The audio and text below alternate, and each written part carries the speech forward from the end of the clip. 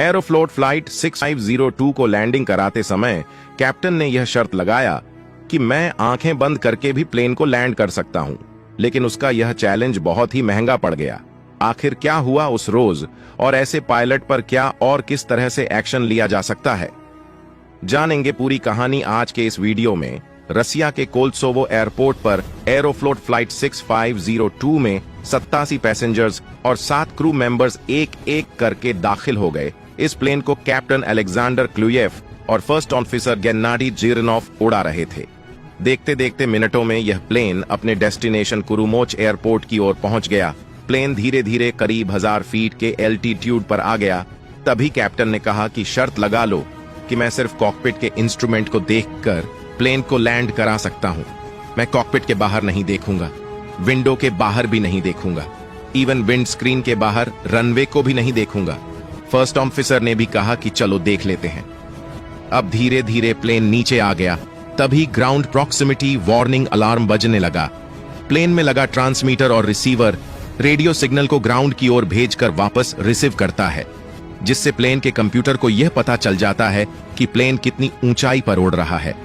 अगर कंप्यूटर यह पाता है कि प्लेन ग्राउंड के बहुत नजदीक आ चुका है, इट मीन यह प्लेन लैंड करने वाला होगा। अगर यह लैंड करने वाला है तो जाहिर सी बात है प्लेन के लैंडिंग गियर को डाउन होना चाहिए।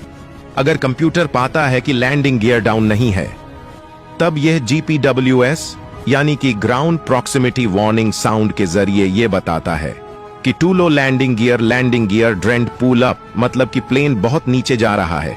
लैंडिंग गियर को डाउन करो या फिर प्लेन को ऊपर ले जाओ, नहीं तो यह धरती से टकरा जाएगा। फ्लाइट 6502 भी एयरपोर्ट पहुंचने से पहले ही करीब 200 फीट के एल्टीट्यूड पर आ चुका था, इसलिए GPWS अलार्म बज उठा। लैंडिंग के वक्त इस अलार्म का बजना मतलब कि प्लेन के क्रैश होने की संभावना बहुत बढ़ जाएगी। इसलिए फ्लाइट 6502 को यहां पर प्लेन के थ्रस्ट को बढ़ाकर फिर से टेक ऑफ करके गो अराउंड करना चाहिए था। इसके बाद उन्हें वापस से लैंडिंग की तैयारी करना चाहिए था, लेकिन अफसोस ऐसा नहीं किया गया। कैप्टन अपने शर्त पर अड़ चुका था और ओवर कॉन्फिडेंस के चपेट में आकर करीब 250 किलोमीटर की स्पीड में प्लेन को रनवे से टकरा दिया। प्लेन के टक्कर के तुरंत कई टुकड़ों में बट गया और फ्यूजलेज ग्राउंड पर ही पलटकर गिर गया। देखते ही देखते प्लेन धू धू कर जलने लगा। किसी को भी नहीं पता था कि इस प्लेन के साथ इतना बड़ा हादसा हो जाएगा, इसलिए फायर फाइटर तैयार नहीं थे आग बुझाने के लिए।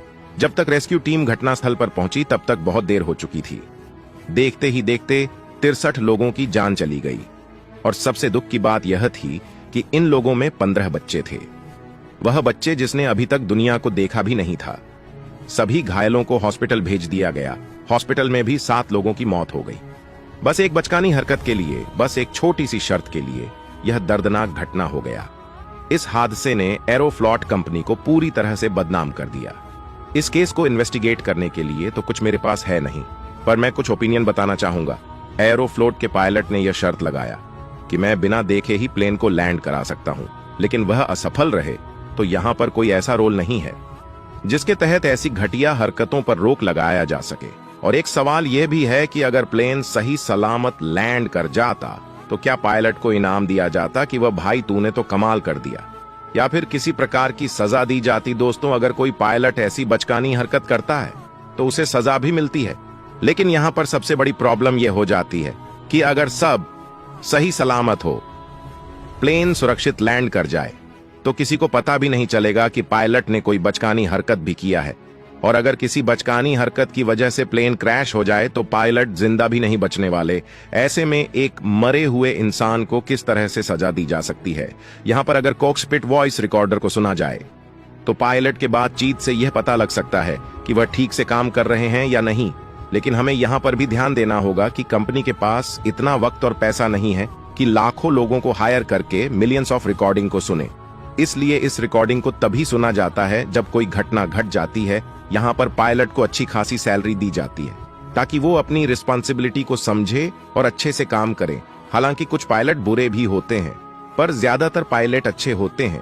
अगर फ्लाइट के दौरान कैप्टन कोई बचकानी हरकत करता है तो फर्स्ट ऑफिसर उसका कंप्लेन भी कर सकता है और गलती के अनुसार उन्हें सजा भी दी जा सकती है।